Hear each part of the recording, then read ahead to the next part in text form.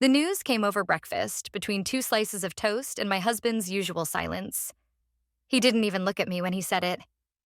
He's coming next week, just for a while. I stirred my tea slowly, pretending I hadn't just felt a shift beneath my ribs. He was his adoptive grandson, someone I hadn't seen since a Christmas 3 years ago, and even then he barely spoke.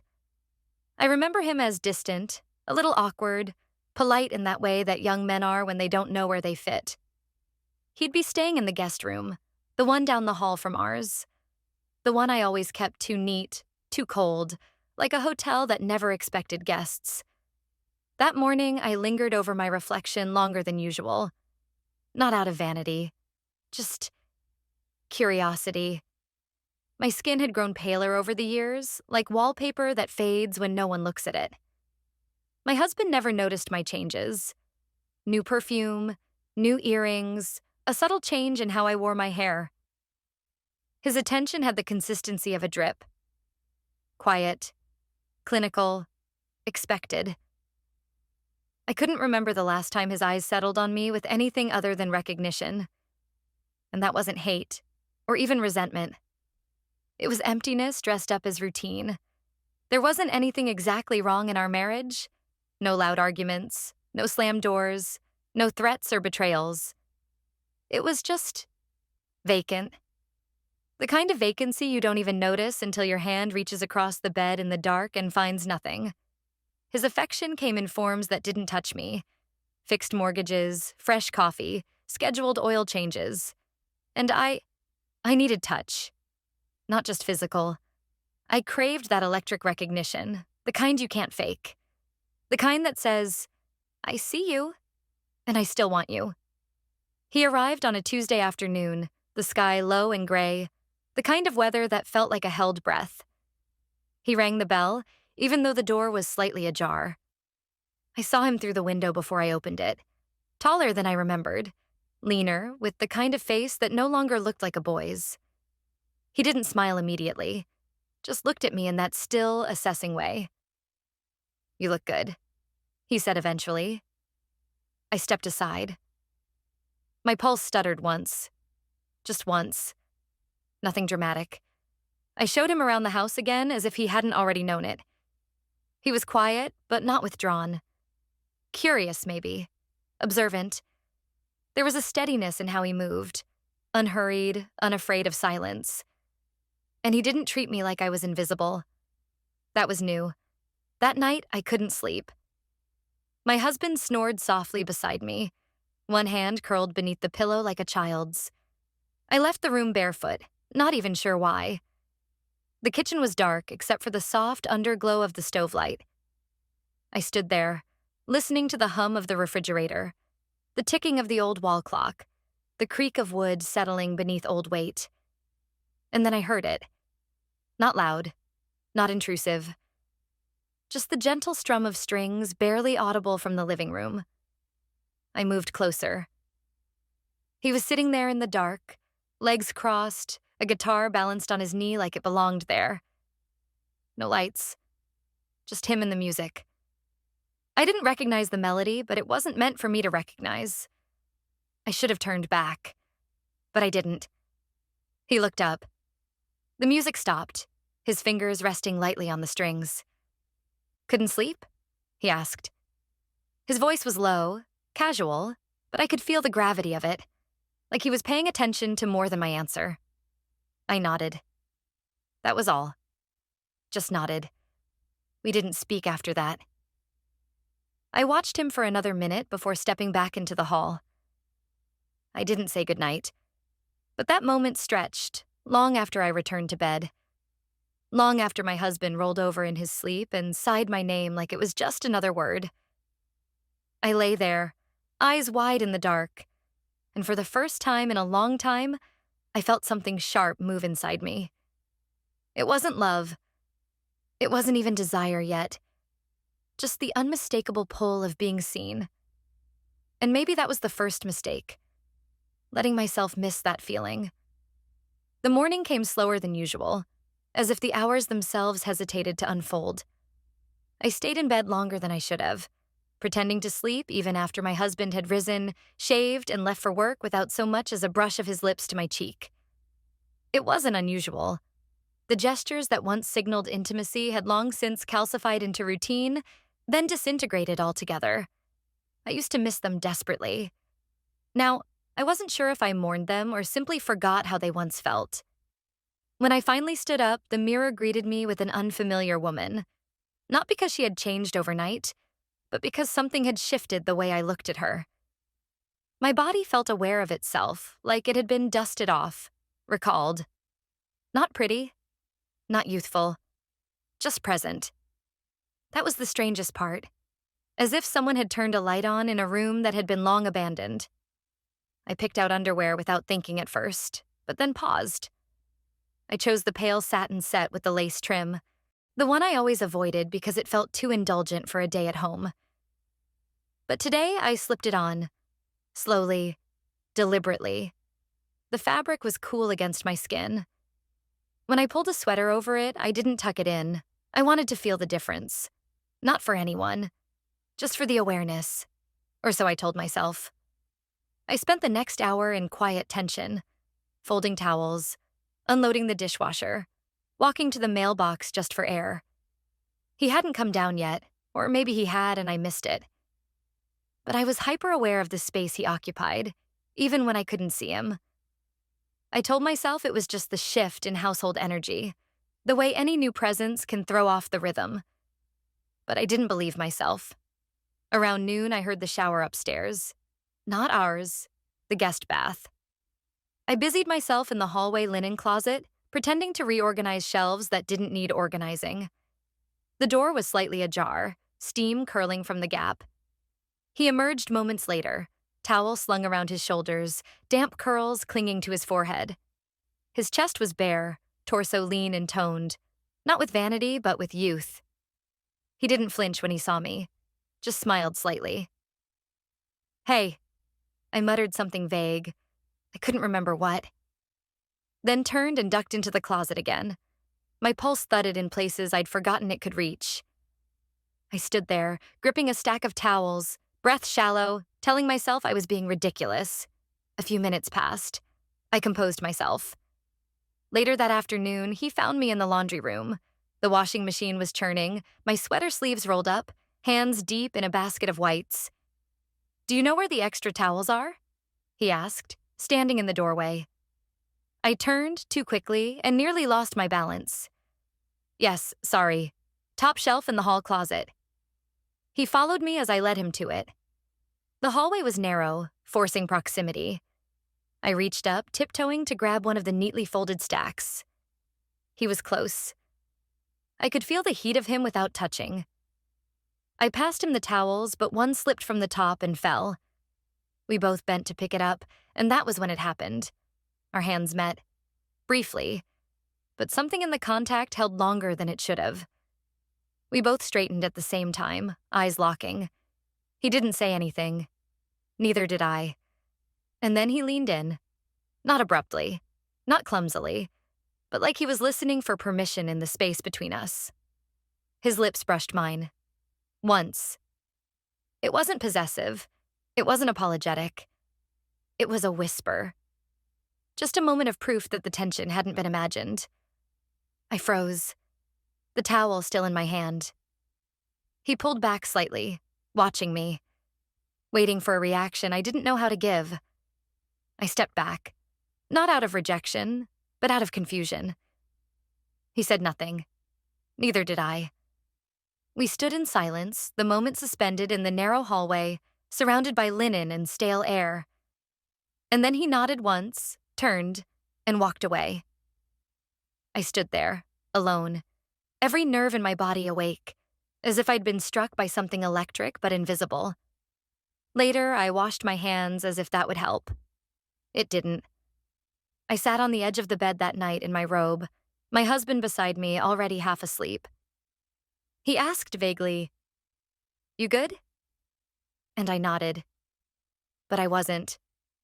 I didn't even know what good meant anymore.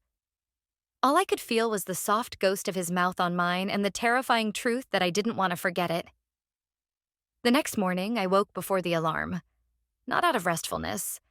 On the contrary, my body felt suspended in tension, as if waking itself before my thoughts could descend into the thick recollection of the day before. But it was already there, playing like a silent reel in my head while the kettle whistled and I smeared butter on toast with a hand that shook only slightly. He was already in the kitchen, calm, unreadable. A dark t-shirt clung loosely to his shoulders, damp hair curling slightly over his forehead. He ate cereal like nothing had happened, like I hadn't let his lips touch mine in a hallway not 30 feet from where we now sat. I entered quietly, took my place one seat away from him, and poured tea in deliberate, measured movements. He didn't look at me. Or maybe he did, but not in the way he had before. Or perhaps that was just me. Perhaps I had built something in my mind that lived larger than it ever did in the real world. Still, the silence felt occupied. Not empty, but weighted, as if every clink of the spoon against the bowl echoed louder, because we were both listening. Not for words, but for signs, for consequences. He finished before I did and walked past me with a soft, "Thanks," I answered with a nod, not lifting my eyes. When he was gone, I sat at the table for what felt like another hour, staring at the stripe of sunlight crawling slowly across the wood, wondering what exactly had begun the moment our mouths met, and what would happen if it didn't end.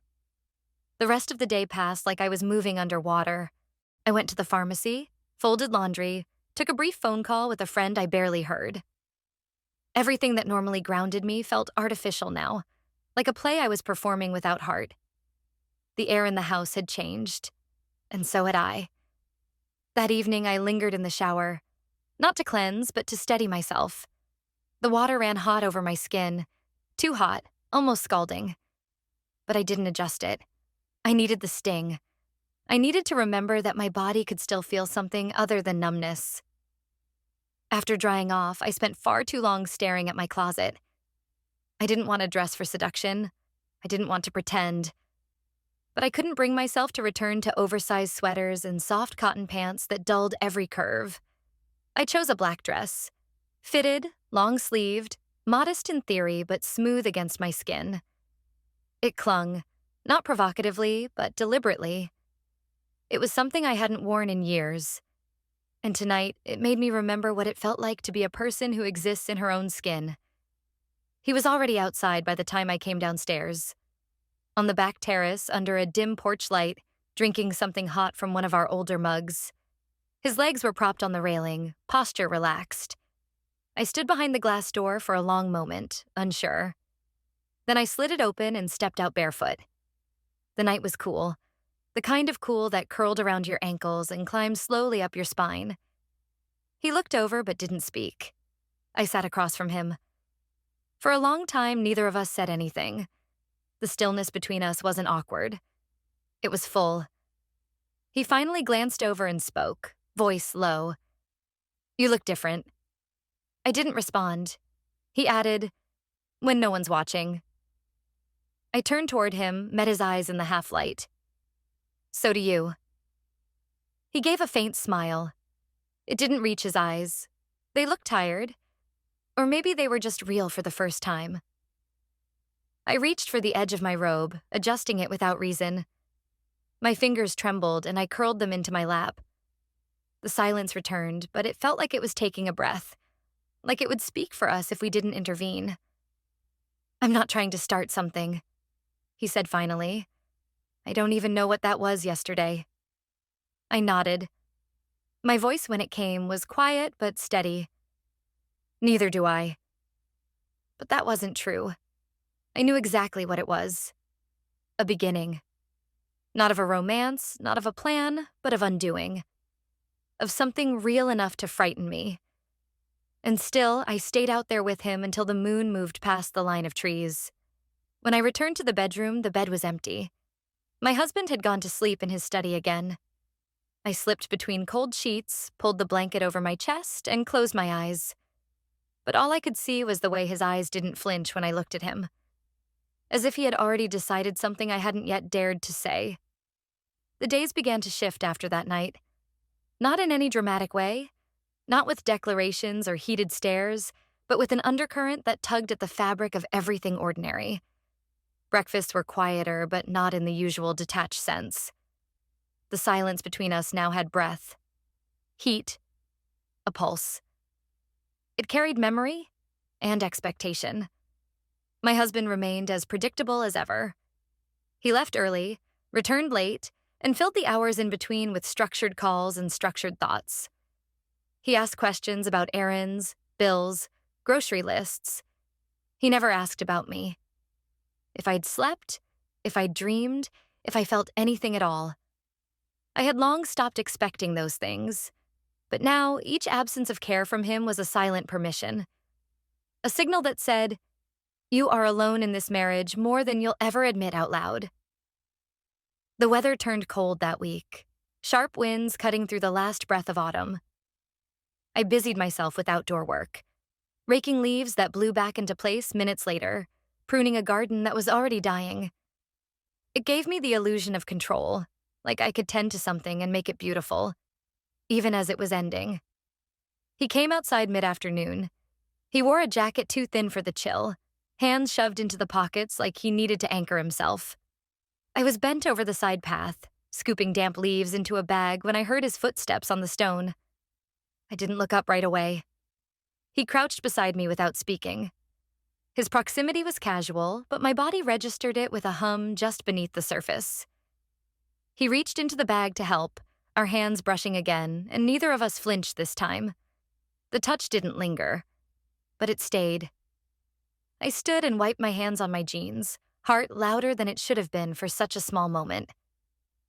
We were standing beneath the skeletal branches of the old maple tree, the only one left in the backyard that hadn't completely shed its leaves. He looked at me. Not through me, not past me, but at me. And for a second, I didn't feel middle-aged or overlooked or numb. I felt present. "You don't really talk to him," he said finally. It wasn't a question. It was a fact, spoken without judgment. I crossed my arms over my chest, not to guard myself from him, but from the truth. "We've talked about everything we need to," I replied, voice low. He nodded. "And what's left?" I didn't answer. Not because I didn't know, but because saying it would make it real. Later that evening, after the sun had slipped away without ceremony, I sat alone on the back terrace, wrapped in a blanket. A glass of wine in my hand, untouched. I wasn't drinking tonight. I needed to feel everything. He joined me again, uninvited, but not unwelcome. I didn't turn to look. His presence was already part of the atmosphere, like the wind or the faint smell of pine. "It's hard to be in a place where you're not needed," he said eventually. His voice was rougher than usual, softer at the edges. I kept my eyes forward. Or wanted. There was a pause, and I felt the words settle between us, heavy and real. The porch light flickered once, then stilled. Somewhere inside the house, a floorboard creaked. But here, in this narrow strip of night between us, there was only breathing. He shifted closer. I didn't stop him. There wasn't a dramatic move, no cinematic moment of collision. Just the subtle change in the way we occupied space. His knee brushed against mine, and the fabric of the blanket warmed where he touched it. I felt his hand, not on me, but near. Open. Uncertain. "I think you've been invisible too long," he said. I turned then, slowly, met his eyes. They weren't demanding. They weren't even pleading. They were offering, and I took the offer. I leaned forward, not quite sure who was moving first. Our faces met halfway, and then there was closeness. Heat. Not a kiss. Not yet. Just nearness so overwhelming it left no room for thought. But we didn't move beyond that. Not that night. Instead, he touched my wrist. Just there. Lightly. As if reminding me that my pulse still existed. When I went to bed, my skin still remembered the shape of his fingers. And in my dreams, there was no guilt. Only the terrifying clarity of being seen. There was no sleep that night. Not real sleep. only the shallow kind that brushes against the edges of consciousness but never settles. My body lay still beneath the covers, but my mind paced. Each flicker of memory from the terrace replayed with unbearable clarity. The way he'd said I'd been invisible too long, the brush of his knee, the weight of his gaze, and the way I didn't pull away. By morning, I wasn't rested, but I was steady. That was worse somehow. Steadiness felt like surrender to something inevitable. My husband left early, citing a last-minute change to his schedule. He kissed my cheek like it was a formality, like he might as well be closing the refrigerator door. I didn't respond. My hands stayed wrapped around my mug, skin warm, heart cool.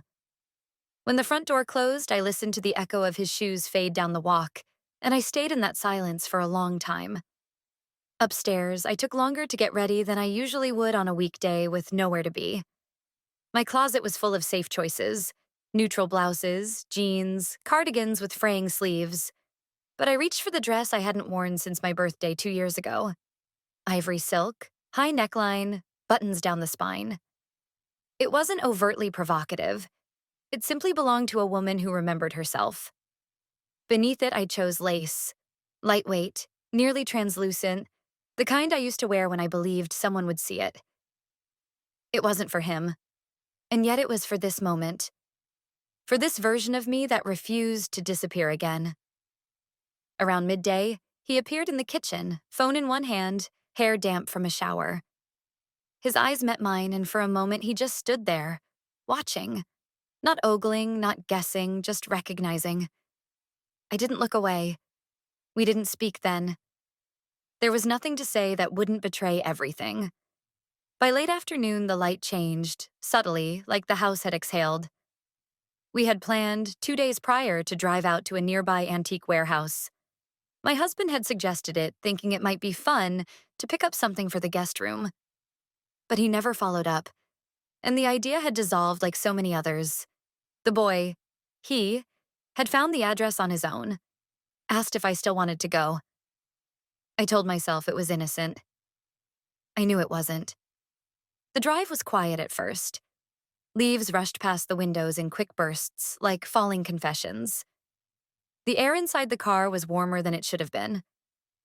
I fiddled with the volume, half listening to a song I didn't know, acutely aware of how close his hand rested on the gear shift. The kind of awareness that wraps itself around your breath. At the warehouse, we barely spoke to the vendor. Rows of furniture stretched into shadows, heavy with dust and the scent of old varnish. We wandered without purpose, pretending to look for something we wouldn't buy. I stopped by a mirror, tall, cracked slightly at one corner, and caught my own reflection. He came up behind me, and for the first time, he didn't try to keep distance. He stood so close I could feel the heat radiate off his skin through the thin layer of fabric between us. Our eyes met in the glass. "This isn't about the mirror," he said quietly. I turned around. There was no shock, no prelude, just closeness that needed resolution. The kiss was different from the first, more grounded, more real. There was no hesitation, no apology. His hand found the back of my neck, fingers threading gently through my hair, and I let go of the last fragile thread holding me upright. It was desperate, not in pace, but in meaning. Like we were both trying to memorize the exact temperature of the moment. I felt the edge of a table press into the backs of my thighs, the rough wood grounding me. The warehouse around us disappeared, its silence folding into the space between our mouths. We stopped only because we had to, because time still moved, because daylight still threatened to catch us. On the drive back, we didn't speak. I stared out the window, tracing raindrops on the glass with my eyes. My heart had slowed, but not settled. My body remembered every second. When we pulled into the driveway, the porch light was already on. And he was there, my husband, standing in the open doorway. He looked at me, then at him. No questions, no shouting, just one sentence. "You're early." He said it flatly, as if he'd merely commented on the weather. I froze. The boy beside me, still unreadable, reached for the door handle but didn't move. I stepped out first. My heels clicked against the driveway like gunshots. I held my breath as I walked toward the house. But inside me, everything was already burning. He didn't ask where we'd been. Not that night. Not the next morning either. His silence wasn't avoidance. It was sharper, intentional, like a blade left on the counter, gleaming under the kitchen light, untouched but visible. My husband went about his routines without pause. Coffee brewed at 6:03, radio murmured low by 7, shoes polished and tied precisely before 8. He left the house with a nod in my direction, keys jingling softly. Nothing in his actions suggested suspicion, but his eyes, when they did meet mine, no longer looked through me. They stopped, as if catching a movement behind glass. He didn't need to accuse me. His silence had already declared its verdict. After he left, the house deflated. The weight of unspoken truths pressed into the walls, the carpet, the air vents. I sat at the table with untouched tea and imagined what it might feel like if the world just cracked open beneath me. If everything simply ended. But nothing did. That was the cruelest part.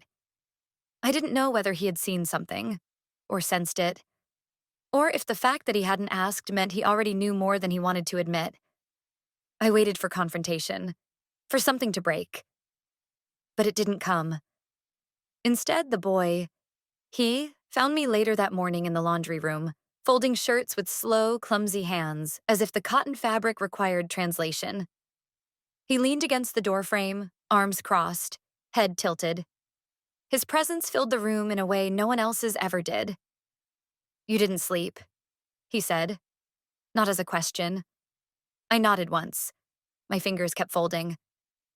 "I didn't either," he added, softer. I glanced at him, catching the edge of guilt in his posture. But it wasn't shame. Not exactly. It was something else. Recognition, maybe. Of what we'd done.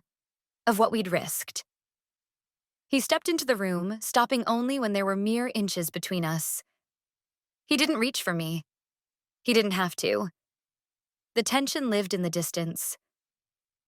"I think I should leave," he said, voice lower now. "Today." My hands dropped the shirt I was folding. I stared at it on the table as if it had become foreign. Leaving made sense. It was logical, necessary, the only thing that could contain the fire before it consumed the house entirely. But my body rejected the idea like a bad taste. "You don't have to," I said, my voice barely registered. "I do," he replied. "If I stay, I'll ruin everything." The way he said it, it wasn't a threat. It was mourning. I turned to him then, really looking. He looked older in that moment. Not tired. Just altered. Like whatever innocence remained had been spent. "This wasn't a mistake," I said. "And I wasn't sure if I meant last night or all of it." "I know," he answered. "That's why it's dangerous." We stood in silence, the hum of the dryer filling the space like static. Then, slowly, he raised his hand and touched my forehead with his, a gesture so intimate it made my throat tighten. There was no kiss, no arms pulling, just contact, as if that single point of pressure could transfer everything we hadn't said. We stood that way for a long time. Foreheads touching, breathing synced, my eyes closed because it was the only way to stay grounded. When he stepped back, it felt like winter had entered the room. Everything we hadn't said. He packed later that day. Quietly. No slamming drawers, no dramatic farewells, just the zipping of a suitcase and the dull thud of shoes against hardwood. I watched from the hallway, invisible again, but now painfully aware of the shape of my invisibility. My husband didn't come home that night. He left a message on the machine about a business dinner and a late return. His voice was the same. Neutral, practiced, sterile. I sat on the terrace after dark, wrapped in a sweater that smelled faintly of detergent and faintly of him. The mug in my hands had gone cold hours ago. My eyes stayed fixed on the gate, on the road beyond it, as if expecting something or someone to come back. But no one did. And I knew, even before the sun rose the next day, that something inside me had already begun to unravel. I had thought his absence might offer some sense of relief, that with him gone, the air in the house would settle, the static tension dissolve. But the opposite happened. The silence no longer buzzed. It echoed. The rooms felt larger somehow, as if his presence had once filled them invisibly, and now everything stretched too far. Every hallway too long. Every pause too heavy. My husband returned early the following evening. No warning. No call. I heard the garage door open while I was still in the kitchen, halfway through chopping vegetables I didn't intend to cook. My hands froze, the knife suspended midair. I waited for the usual footsteps, the casual unzipping of his jacket, the sound of his keys dropping into the bowl by the door.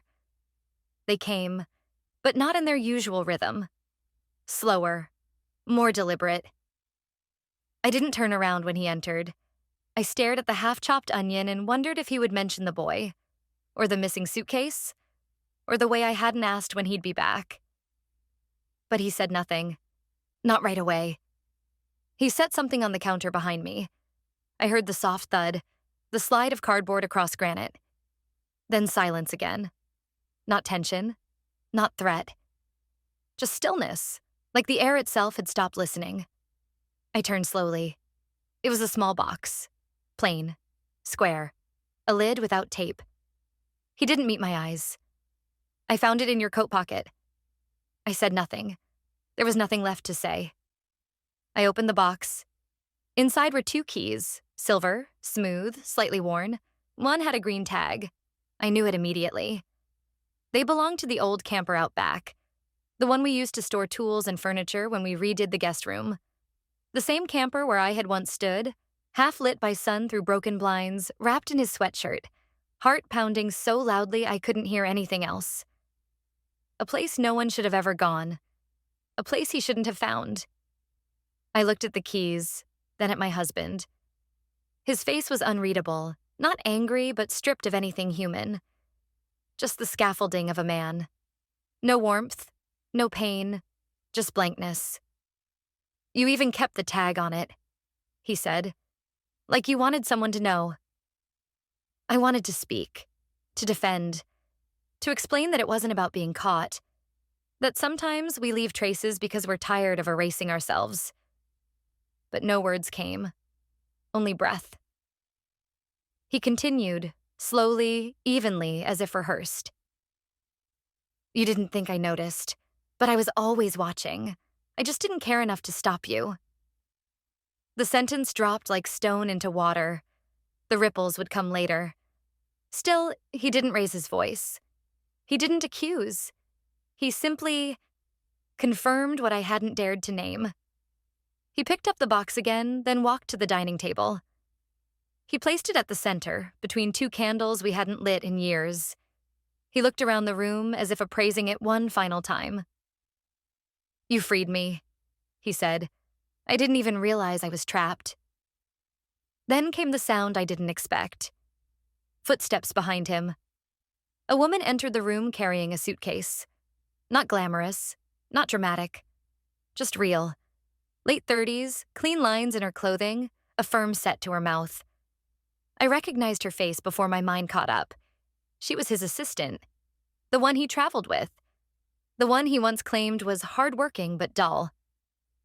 She smiled faintly, not at me, not cruelly, just as a formality, like a guest greeting the owner of a house she was already moving into. He turned to her. She knows, he said simply. Then to me, without venom, this is Emily. She's going to be staying for a while. The knife was still on the counter, the onions uncut. My hands had gone numb. He didn't look back as he followed her down the hall. The same hall his grandson had once walked. The same path I'd taken the night I crossed a line I could never uncross. I didn't cry. That would have been too easy, too cinematic. I just stood there, in a kitchen filled with light that suddenly felt too bright, surrounded by things I once called mine, And somewhere, under the numbness, was a single, unmistakable thought. This wasn't punishment. This was the mirror. And I was finally seeing myself in it. The house had never been this quiet before. Not even during those long gray Sundays when we used to avoid each other under the illusion of peace. This silence was something else. It didn't rest on the furniture or hang in the air. It pressed against the windows, slipped under doors, settled into the fibers of the carpet. It watched me. I moved through the rooms as if I were a visitor.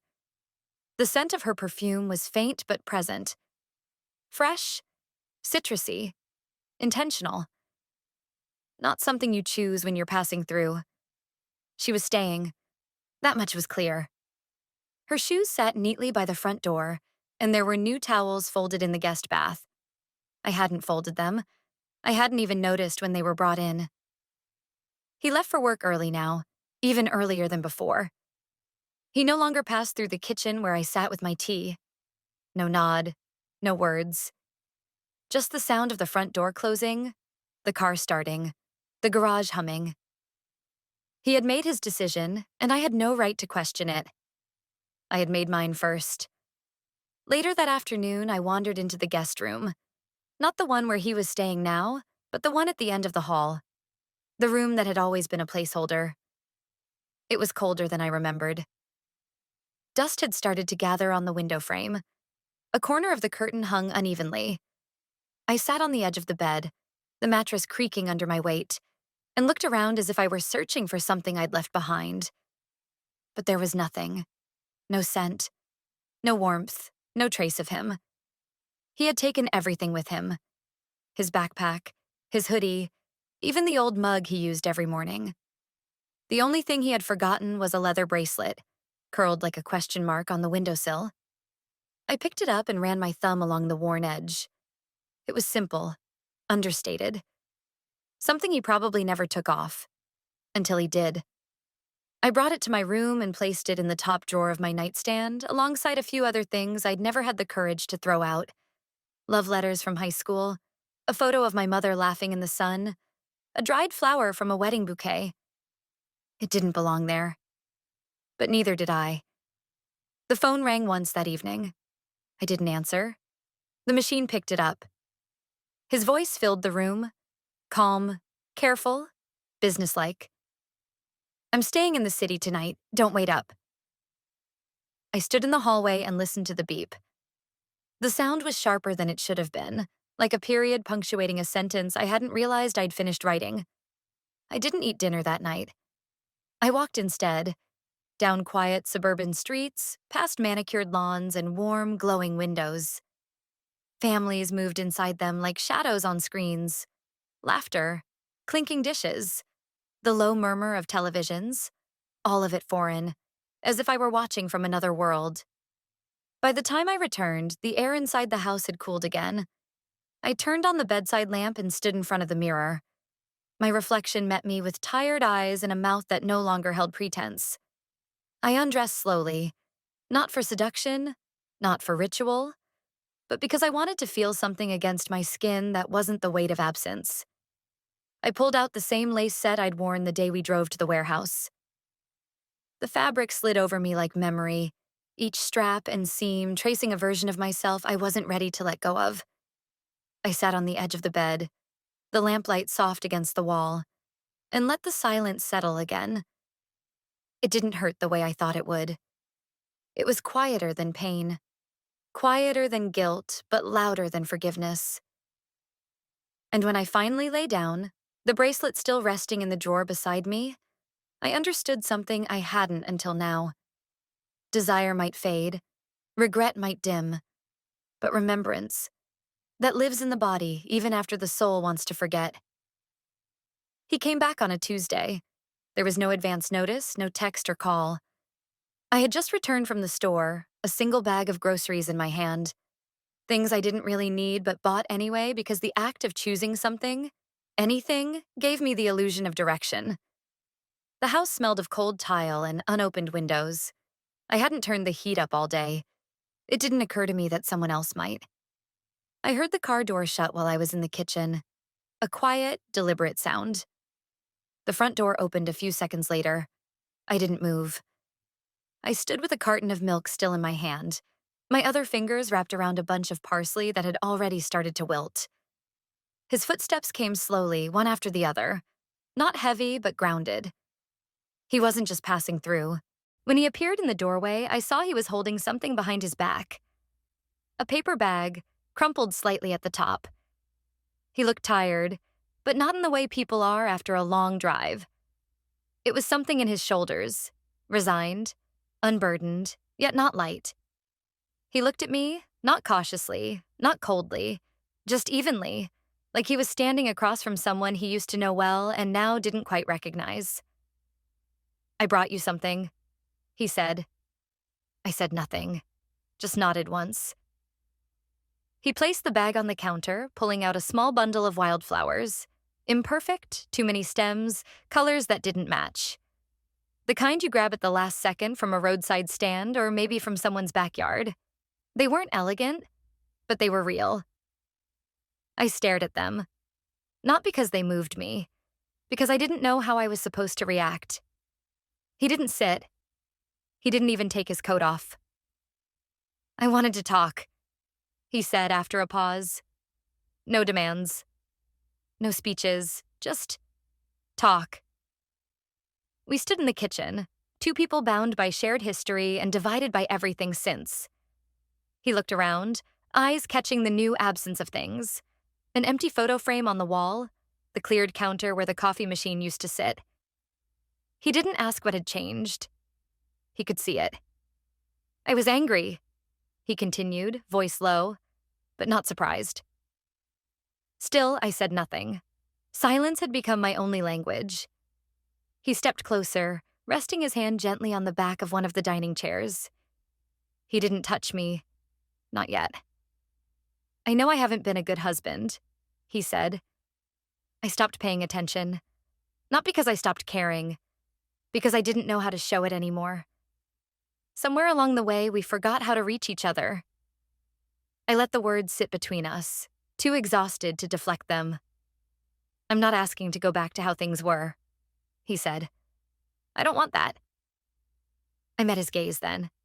Director. Unflinching. And for the first time in a long time, I believed him. He stepped even closer. Not touching, but within breath. His expression was soft. Not pleading, not proud. Just open.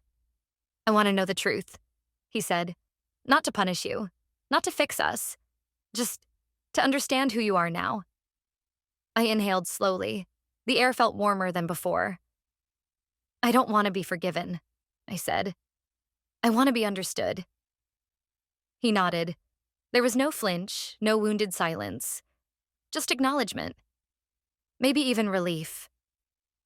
He reached into his coat pocket and pulled out something small. His wedding ring. He placed it on the table gently, the sound barely audible. "I'm staying in the guest room," he said. "I'm not here to claim anything, just to be present, for whatever's left." Then, without another word, he turned and walked down the hallway. I stood there for several minutes, the wildflowers still in my hand, unsure whether to place them in water or let them dry out where they were. In the end, I dropped them in a glass jar, filled it halfway, and set it by the kitchen window. That night, I didn't cry. I didn't fantasize about running or reconciliation or punishment. I lay in bed, fully clothed, and stared at the ceiling, feeling the weight of everything I had done, and everything I had allowed to be done to me.